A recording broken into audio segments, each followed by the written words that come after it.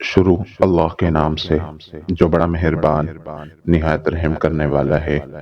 آج کی حدیث ابو ہریرہ رضی اللہ عنہ نے بیان فرمایا کہ رسول اللہ صلی اللہ علیہ وسلم نے فرمایا، جس آدمی نے ایمان اور ثواب کی نیت سے رمضان کے روزے رکھے تو اس کے سارے گناہ معاف کر دیے جائیں گے، اور جس نے ایمان اور ثواب کی نیت سے شب قدر میں قیام کیا تو اس کے پچھلے گناہ معاف کر دیے جائیں گے۔ صحیح مسلم حدیث نمبر 1781۔ اسی طرح کے اور دعا اور احادیث کو سننے کے لیے ہمارے چینل کو سبسکرائب کیجیے۔ السلام علیکم ورحمۃ اللہ۔